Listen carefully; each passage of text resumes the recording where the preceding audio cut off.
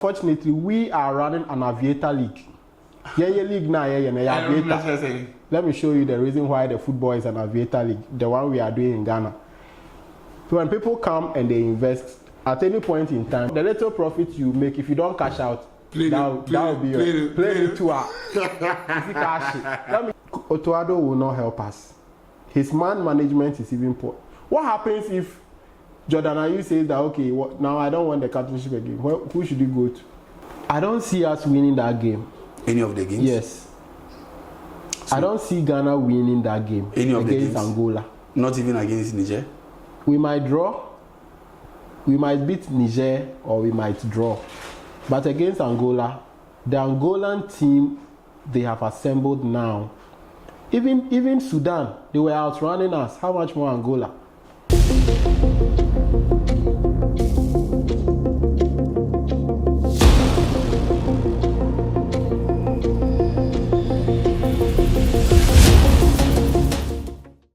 Hello, good day and welcome to yet another edition of Sports Yard right here on YADTV. On this show, we analyze, critique and discuss all relevant sports stories across the world of sports. On today's menu, we will discuss Otto Addo's decision to drop Thomas Partey from the Blasters squad and also his decision to make Jordan Ayew the new captain of the side. I'm going for a breather. On my return, we will delve into all the issues.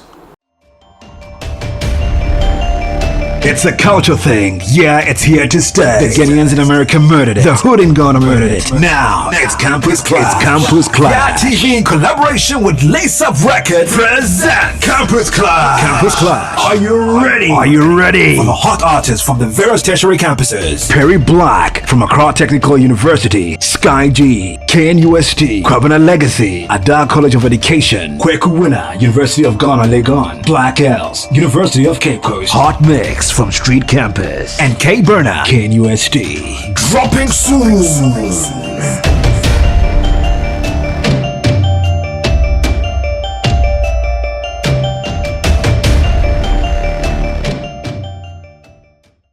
Welcome back from the break. If today is your first time watching us, then I entreat you to subscribe to our YouTube channel, Facebook, TikTok, and then Instagram. On this show, we analyze, we critique, and delve into all substantial sports stories. I have my usual suspect in the studio, Dr. Sisi Sterling, Timmy Ebusanshel, the ladies' man. He's right here with me. Timmy Ebusanshel, welcome to Sports Yard. Thank you, my brother. How has the week The ladies' been like? Man, really? Yes. Are you not the ladies' man? No. So, last week you featured on Sexy Yard. Okay. And then you are all over the place because of what you said on Sexy Yard. So a lot of ladies want to meet you. I'm saying, who do you have they have to come for classes. Sir. Special tuition. Dr. Sisi Sterling. Dr. Sisi Sterling. Sure. Okay, so we have a lot to discuss today. And then you see, the last time we were talking about Kete Kriku and his cohorts. And then this week, it has emerged that ex-Vice President of the Football Association, George Akutie-Friye, has been hauled to the Ethics Committee of the Association because he granted an interview with Asempa FM. Yes, Asempa. And then he mentioned that Ghana League, bribe on and he has evidence and all of that. And then, you see, the sad thing is that there are a lot of people who make the same thing. And so GF now from someone called Ethics Committee. Yeah. But because George Fury appears to be the main opposition leader, your friends on called Ethics Committee. I said, we will say. Okay, let me first of all thank the viewers, the many numerous viewers who have been watching us from their various homes and sending their comments. I always say that if you want the best, you subscribe to our channel and you get 24/7 updates of sports in and around the world. Okay. You see, one of the editions I said that Kete Kriku was saying that he can't do football with his enemies. You understand? And it looks like this man has something personally against George Free. You understand? Some will also think that George shouldn't have made those comments because he is also part of the product. You understand? Are we to say that during the administration of George Afriyie and Kwesi Nyantakyi, there wasn't any form of bribery allegations in the Ghana Premier League? There was. Yes. I think it popped up a couple of times. Very good. So when you make these allegations or these supposed comments in quotes, it will look like you are trying to bring Kurt's administration into disrepute. In as much as during your time, you know, there were other instances of corruption. Even it was during your administration with your boss that, you know, Anas and his cohort had to set in, and like it was during your time that we actually banned football. But he had already left the scene because he was removed from the position of the vice president. And before I think Palmer was given that post because he was at loggerheads with Kwesi Nyantakyi. He contested him. I think it was because they had already agreed that Kwesi Nyantakyi should step down and then concentrate on CAF. So my point is that when you make these allegations, then it will mean that during your time there wasn't anything at all. It was clean. You understand? But the matter we should all be concerned about is how do we get this thing out of our football? Because if we want to run politics on this match fixing, bribery allegations and all that, we can never get the best out of the football that we are running. And don't forget that people are investing their monies into football. Corporate bodies are also watching from afar. But you see, the thing is that you keep saying that people are investing. Yes. However, if you take a close look at those who are investing, i.e. Tugbe Afede, okay, and then Asante Kotoko is Otunfo said is the owner. You get it? All these people are not concerned. I mentioned the other day that we shouldn't cry more than they breathed. It appears that those who are investing are not concerned as a sharing form when life goes on and all of that. So whatever happens, no. The names you mentioned, these are people who are running football, probably not for profit. I can make a case for Asante Kotoko. The 241 said that Kotoko no ye meja padie. Kotoko no ne mama manfu eniji. Or menijia means meniji. You understand? So it's more of a charity thing from the king. Whether he likes it or not, but he has come. Football is business. Yes. Unfortunately, we are running an aviator league. League now, aviator. Let me show you the reason why the football is an aviator league, the one we are doing in Ghana. So when people come and they invest, at any point in time, if you don't cash out, the little profit you make, if you don't cash out, that will be your play the tour. Let me give you an example. Where is Mr. Chairman? Beckham Chelsea did extremely well. Very good. Where is he? Onyani Sika now. You understand? There are a couple of others, Palmer and Co. New Edubiase. They won the league. I think they made a couple of sales. They actually won the FA Cup. Yeah. They went to Africa. They made a lot of money, probably from player sales, and they are gone. You understand? Into a aviator league, and I no. Who is shame? At any point in time, when you make returns, the Ghana Premier League is called an aviator league. Aviator Ghana Premier League. Aviator Ghana Premier League. And I'm deciding about. Until baby, Aviator Ghana Premier League. The reason is that when you invest, and at any point in time you don't cash out, the money is gone. Togbe came to the scene somewhere in 2010, I think. Look at the money. Look at the money Togbe has invested. Look at the money he even invested then and now. You see that there's a clear difference. The man doesn't invest heavily like he used to. Because these days his investment is going to infrastructure, not into player. What I say, because or the Shema. Yes, he has for motor players common sense. You understand? Yes, he can't know where he. It's not like he doesn't have the money, but Aviator ni be action. What I say, I can't. You get me? Aviator ni be a Katogbe. Look at Asante Kotoko. Time Dr. KK support more time. Sponsors are no go. Kisika never. Is it what is happening now? No. Aviator can't on 2482. What I say? Because you see the money. So I say Dr. KK the money people were investing in football and the money they are investing now is not the same. Because they know. These investors, they know. if you go beyond what you are supposed to. So, in a nutshell, you agree with George Efie? Yes, I agree. But my point is that let's find solutions, because it will exist in almost every generation. And there's even a case where the FA president himself, his team, and against RTU, Absolutely. Dreams FC, against RTU, just paint the picture. It's a very serious issue. So now you are trying to break down what he said, because I say they play match of convenience. Convenience. You get it? It's been there. If occurs a match of convenience, what does it mean? What it means is that RTU played against Dreams FC. Yes. FA president. FA, yeah. And then when they came to Accra, all the Division 2 players.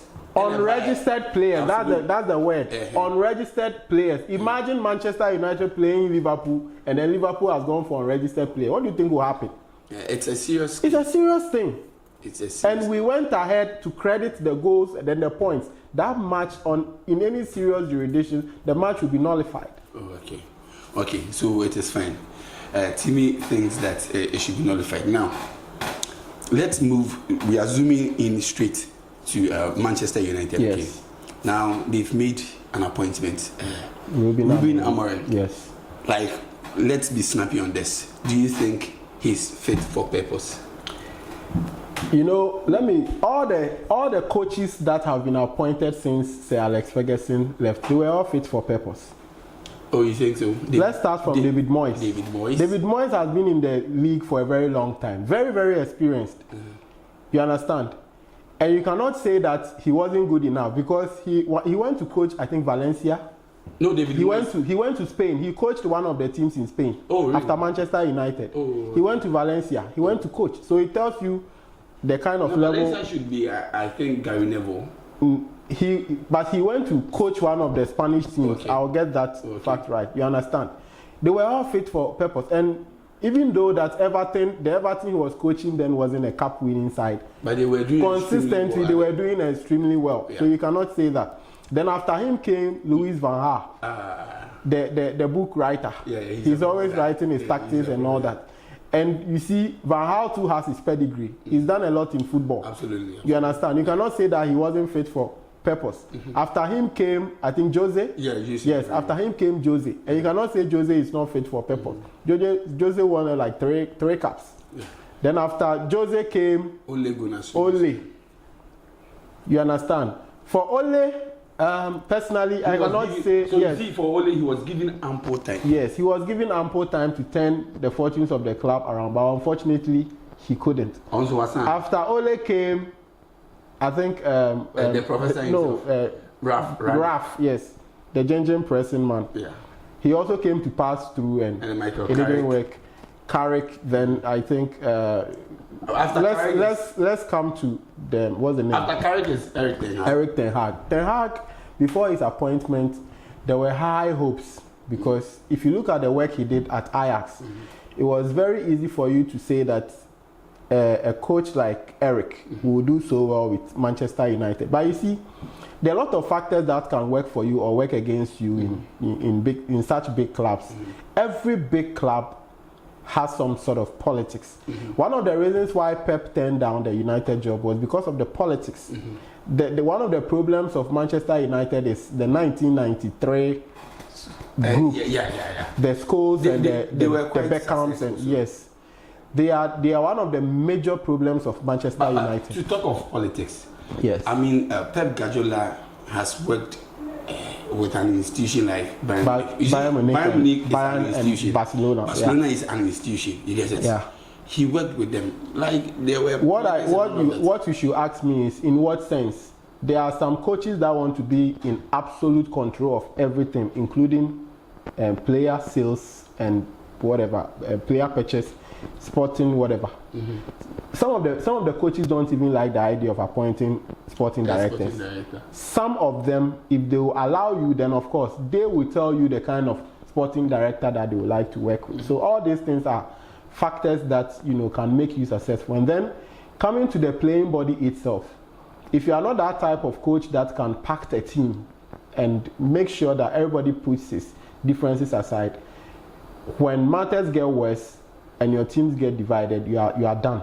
It happened to Jose. So with Paul Pogba. what this essentially means is that it's the same thing that worked against all the coaches. Yes, to some extent, some worked. If you look at Ten Hag, the way he handled Sancho's issue, you understand, a couple of players. It was purely political. You understand. It will go against you. If you look at the problem that Pogba gave to, Jose, it contributed. And then the fans, at a point in time, even though the results were coming, the fans were saying that the football is not nice. They like to see beautiful football. Jose is a cake, so you see, blah, blah, blah. Ten Hag had his own issues. Yes. I think it has to do with his ego. That worked against all of the coaches. Yes. Now, this man has been introduced, Ruben Amorim. Yes. There is still politics.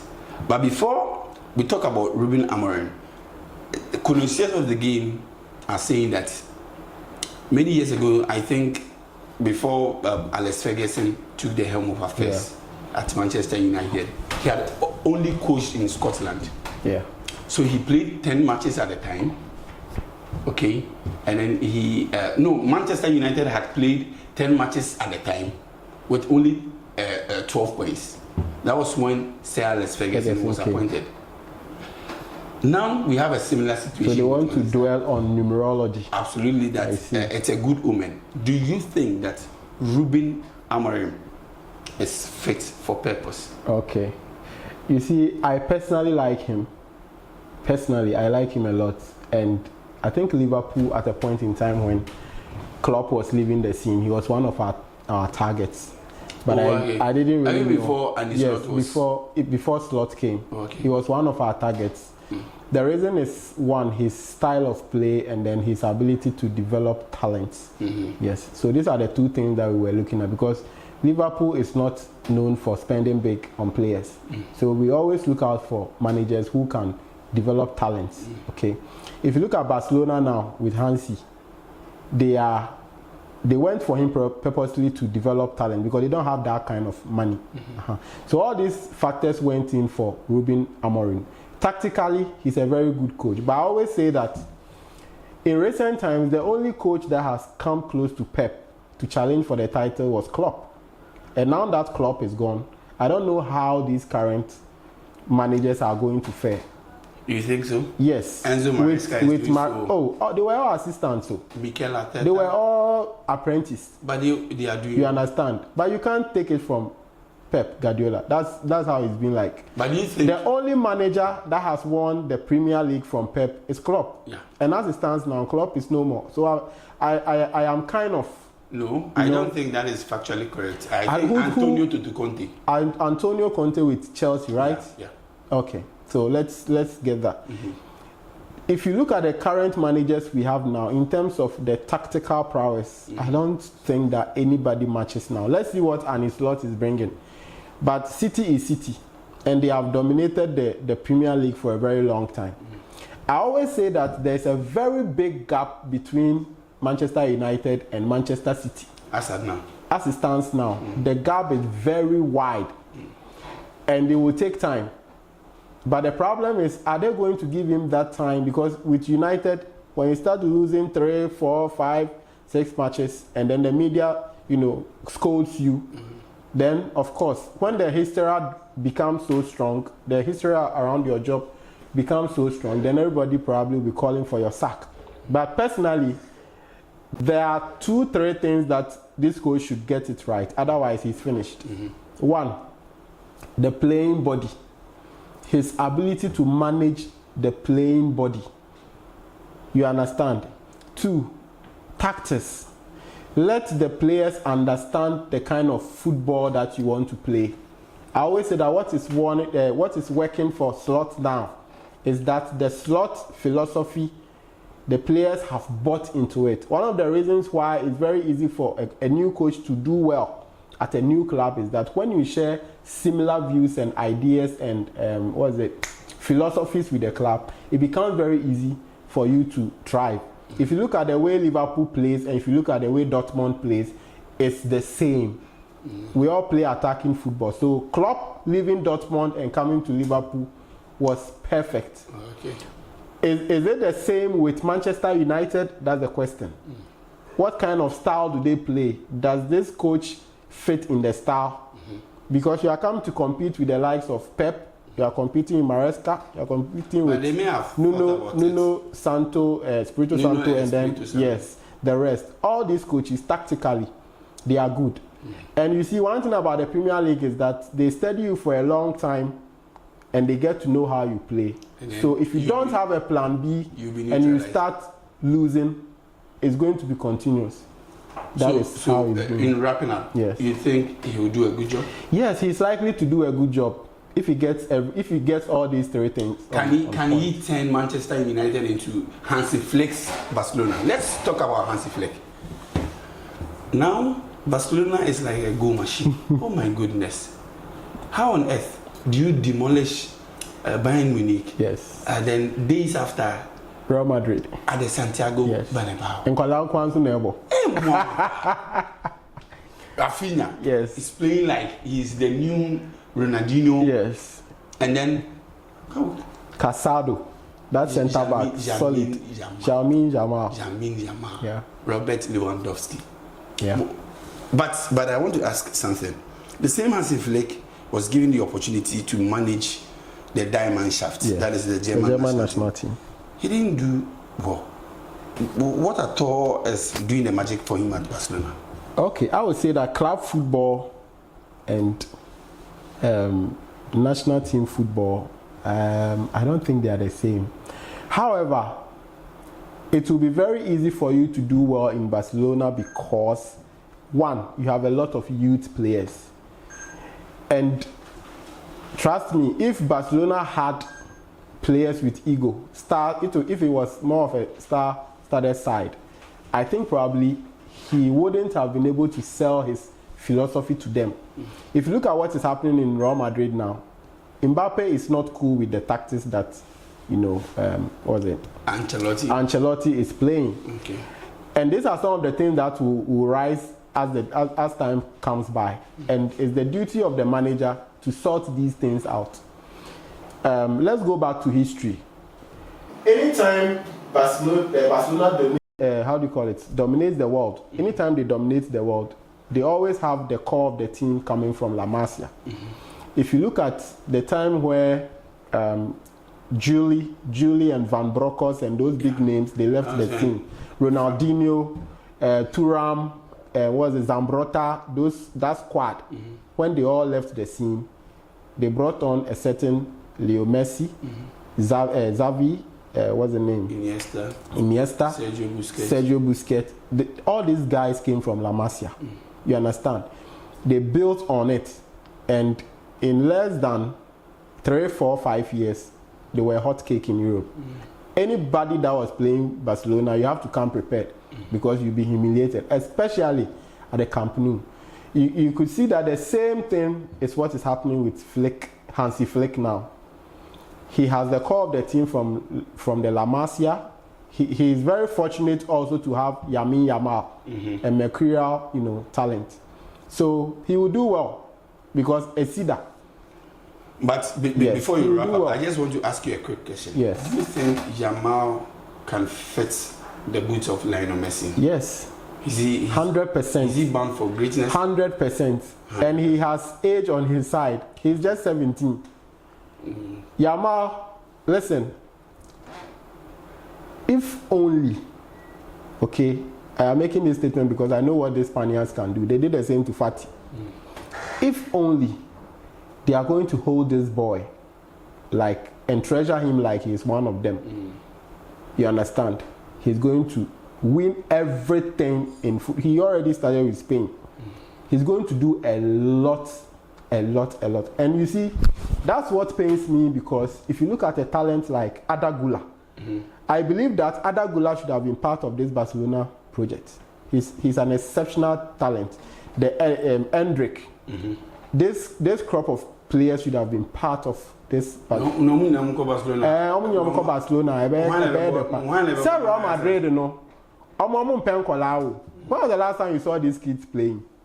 Endrick plays like 10 minutes, 15 minutes. But Jude Bellingham is not that old. Yes, he's not that old. But I'm talking about these mercurial talents. Here more playing time to be able to develop. So Hansi, we all know what he can do, and he's doing it. Barcelona will have to be patient because Oman Kasampo, they don't have money to buy players now, and they have to get a lot of these big stars from the team so that they can reduce the wages.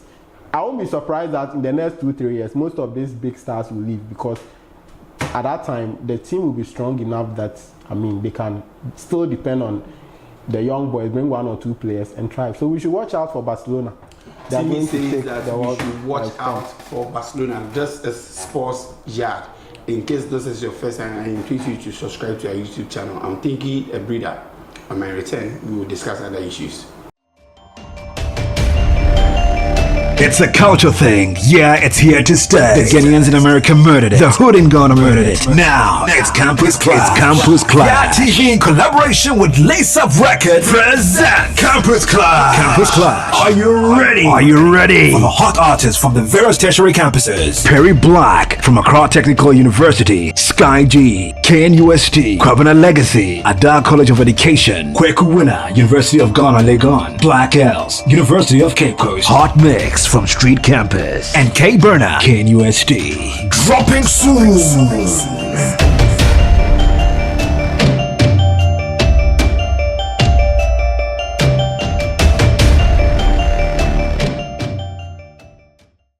Welcome back from the break. This is Sports Yard right here on Yard TV.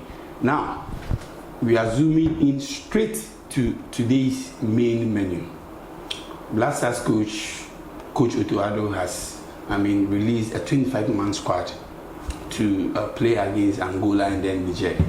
Now, it appears that Ghanaians are no longer interested in whether we will qualify or not because at the end, but the consensus right now is that Coach Otto Addo has decided that this time round now, his captain Thomas Partey will not be a part of the team because it appears committed. Number 2, when we played against Sudan in Accra and then far away in Libya, Mohamed Kudus was the captain. The new captain now is Jordan Ayew. We are told that he traveled all the way to England to have a meeting with Jordan Ayew. We are told that Wakopanicho and all of that. Now, coach and all struggle with tactics. It means I'm managing the dressing room. Timmy, Otto Addo no, Bibi Hana. Why would you drop your captain in this crucial moment, citing lack of commitment? Because when he was asked at the press conference, he said that Thomas Partey wanted to come, but he explained to him why he won't allow him to come. It is an open secret that Thomas Partey ended committed to the cause of the Black Stars. Yes. Now, I don't know if that any issue. Why would you change your captain at this crucial time? Otto Addo. One of the episodes I said that he is not the kind of manager we need for these Black Stars. I don't remember. What I said, he is not. You see, he is not the man for the job. But no krena yenka. Me say no krena yenka. Oh, I said that I trusted him the time we went to the World Cup. His decision to play 3-back. I made mention of that tactical, genuity that he brought on board when we were playing South Korea. After I said that if he wants to play 3-back, he should stick to it. And me idea me kafa no. But honestly, Bibi idea dance here say, this coach is not fit for purpose. Because issues of leadership, issues of captainship, it's a no-go area for a coach like, or any other coach, if I should say. This Black Star team, if you want to get things right, the captainship is something that you shouldn't even joke with it. You get me? Because going back to history, the last time we won our cup was in 82. After 82, captainship issues here and there. And then Abedi Pele and Tony Yeboah, even with all those nice players, gifted players we had at that time, we couldn't qualify for World Cup. You understand? Down to Stephen Appiah, where we had stability. It was at that time that we were able to even qualify for World Cup. Just because we had, you know, a leader who was more of a unifier. What Otto Addo is doing, he has already divided the team. I won't be surprised that we will lose against Angola. I won't be surprised. Because the players, those from Kudus, you know, faction, and those from the IU faction, how are you going to pack, how are you going to merge these two now to play for you? Because already, with the kind of results that you are churning, do you know that as a coach, when you start churning poor results, your players become suspicious of your tactics. They lose confidence. And they also lose confidence in you. I mean, it goes on and on and on, and then before you realize, you're out. I believe that many of these players now don't want to work with Otto Addo. But Nick Kennedy, and how can you with the team? But someone like Gideon Mensah has said that he has said openly that Coach Otto Addo is one of the best coaches he's worked with. That is his opinion. What about others? Was not Derek Barton who came to say that Coach Milo is not exceptional? Yeah. Yes. So there are people who wouldn't like to work with, you know, the coach. Because last time I even said that. And there are people who genuinely also like yes, the coach. And I made a statement that even how to use Kudus has become a problem for the coach. Because players who are all friend about, then you should know how you are going to use the player. The reason why Inaki, we don't get enough out of Inaki is the way he is used here. The way he is used here is different from the way he's used at Bilbao. Yeah, Bilbao, he's used on the right. You understand? And even with Semenyo, you understand? I think more times he plays direct now in Bournemouth also. No, he is still attacked on the flank. You understand? So let's get a coach who knows the players well. He'll be able to use the players well, because today he's saying Asimesi is my captain. Tomorrow, Kojo Bedu is my captain. Do you think that his decision to drop Thomas Partey is justified? Yes, I agree with him. One of the things that should work for your national team. Then it means that something is right somewhere. You see, you can take a right decision at the wrong time. So you think it's a right decision? You can. There is no guarantee that we will even qualify. You understand? So these are things that you should even go there. So you belong to the school of thought who think that there should have been a chunk of local players in the squad, even though there are 3 of them? I do make case for our local boys almost all the time. The reason is that African football is different. You need players who are hungry, players who are willing to play and win for you. If you look at the team that Stephen Keshi brought, I think 2015 thereabouts. Sunday Imba and the likes. Sunday Imba was a local boy. I think he was playing for a Imba also. You understand? If you look at the Zambian team that came, I think 2013 thereabout, a chunk of them were from the local side, and they played so well. Burkina Faso came with some team B, with Jonathan Petropia and the rest, Aristi Bansi. A chunk of them were local boys, and they beat Ghana. Lord Aristi Bansi. Yes, Lord Aristi Bansi, and they beat Ghana. These were local boys, and you see, I always say this: we don't pick players from our local league because, according to them, the local league doesn't have the standard. No problem. Meanwhile, the foreign-based players who play in our local league play for their national team, so we meet them and we can't even score them. You understand? Stephen Mukwala is not playing for his national team. Yeah, Uganda national team. So why can't we pick local boys from here equally who can play? But do you sincerely think they match the standard? That's the question. No, I'm asking about the local boys. Do you think they match the standard? Oh, what standard? Football and only coaching. No. Asabre, really? Football is all about coaching. Justice. Football. Justice play better about Manchester City. See, when you pick the player, give him a role. That's all. Justice play better about Me say, Maniro. Why? Sivino was bought from Brazil. Sivino. No. The City boy. No. Where was he playing? Girona. But was he not playing in Brazil before he even moved to Europe? This guy was one defensive midfielder. I'm so Obama Aston Villa. BBB, I'm Tony for Brazil. He was a DM. I think it's Aston Villa was one of the either Aston Villa or Newcastle. But now a penal, not Liverpool penal. Okay. Obama say Fluminense say then he plays in the Premier League now. You understand? Into the point is that but gets the player the Ghana Premier League to the Brazilian. Yes, of course. It's a mismatch. But don't forget that these same players, Kudus and the rest, all came from our local team. Thomas Partey's exclusion is justified. It's justified. Fine. He has not shown commitment in to strip time. off the captaincy from Kudus to Jordan. Yes. Is it also justified? Last time we made a statement that it's not just about who puts the band on, but it's about who has the qualities to lead the team. I've said this over and over again. We made a case that Jordan, to me, they has more leadership qualities than Jordan Ayew. In recent times, he's one that even hardly, talks. He hardly shows leadership on the pitch. Ghanaians have always backlashed him on how he even dresses on the pitch. He's artificial kind of, I don't care life and all that. You get me? So when you are picking somebody to lead the team, it's not just about probably who has been in the team for long. Because I made a case some time ago for Jordan Henderson, who was new.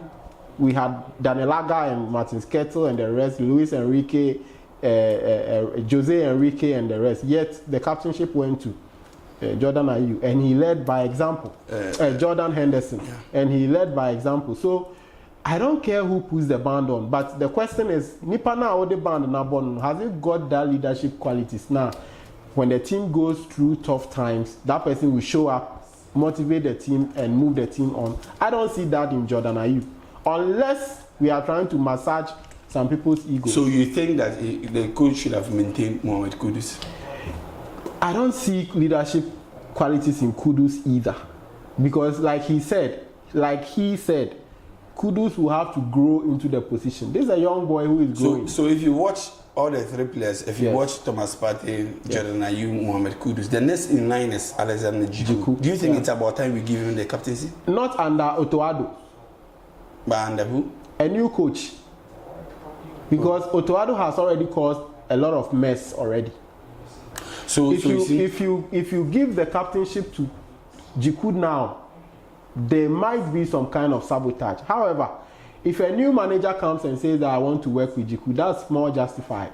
You understand? Because, you see, I think that it wasn't handled well, because this has led to our next story of the day. Mohamed Kudus has received an extra too much ban plus a fine. That is a £60,000. £60,000 for punching Van Ved or something in the face. The Tottenham player. Yeah. So he's been given an extra too much ban. And then we are told that he sent a letter to the disciplinary committee that he had issues with his national team. Yes. He thinks that the loss, the media in Ghana, they didn't handle their loss against Sudan war, and then it affected him psychologically. So it means that clearly Otto Addo has an issue to deal with. Because the thing is that even if Jordan is giving the captaincy, what will he tell Mohamed Kudus? What will he tell Mohamed Kudus? You see, two things he got wrong. Okay, one was the captain's armband. Two, the number 10 jersey. You know, Ghana, our history is the number 10 jersey. You right? It was because of this number 10 jersey that Ghana didn't benefit from a player like Kojo Asamoah. Because, you know, the talent that Kojo Asamoah had, Ghana would have been able to use him for a very long time, but for the 10 jersey. We all know the story. I won't revisit it. So, for a player who has not retired yet, hasn't made his intention of retiring yet, and I always say that when players keep long in a team, they become politicians. Whether you like it or not, they have constituencies. When players keep long in a team, they become politicians because they have constituencies. So that 10 jersey decision was wrong. the captainship decision was wrong. The thing is that so Kudus wore 10 jersey with the captaincy? Yes, against Sudan, he was in the 10 jersey. Oh, okay. With the armband, which means that indirectly he is representing the DRU on the pitch. You understand? And there was a clear chance that Kudus, of all people, couldn't score. And some of the passing comments that we heard was that, okay, that's a 10 jersey, no? Yes, no keke. You get me? And you know, unless we are not being truthful, see, Otto Addo will not help us. His man management is even poor. What happens if Jordan Ayew says that, okay, now I don't want the captainship again? Who should you go to? Are you going to change? No. So it's are you going to change it every game? That has been agreed on. We are told that Otto Addo traveled to the UK to have a meeting with Jordan Ayew before this decision was taken. So he actually had a discussion with him before the decision was taken. So hopefully it has been ironed out. Whatever differences they have, it has been ironed out. Should we look forward to a formidable side as we prepare to face Angola and Niger? I don't see us winning that game. Any of the games? Yes. So I don't see Ghana winning that game against Angola. Not even against Niger? We might draw. We might beat Niger or we might draw. But against Angola, the Angolan team they have assembled now, even Sudan, they were outrunning us. How much more Angola? And this is a team that has its own issues aside tactics. Bad defense, bad midfield, bad attack. Meanwhile, we have one of the finest players in Europe. We have one. You can talk about Inaki, one of the finest attackers in Europe. You can talk about Kudus. You can talk about Antoine Semenyo. He's doing extremely. Talk about Fatao Ishaku. We have very good players. But I always say that if the man managing the team is not there yet, the team will struggle. You can have all the stars in the world. If the manager of the team is not there, if he's not competent enough, the team will struggle.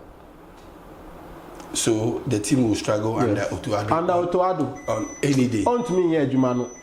On any day. On any day. See, these two matches, judge me after it. I've said it and I'll say it again. Angola, our best results will be draw. Will be draw? Yes. And against Niger? Against Niger, it's, well, I don't know.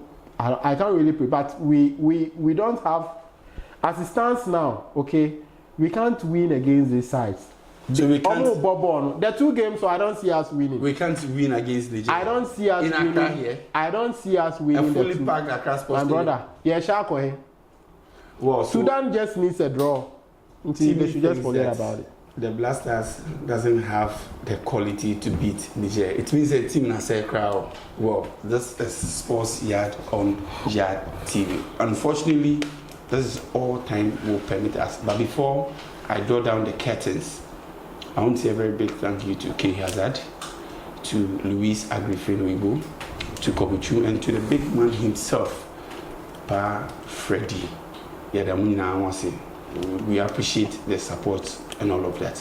But as to whether you agree with us or you disagree, kindly leave your thoughts at the comment section. Hopefully we will meet another time. Until we meet again, it's bye-bye for now.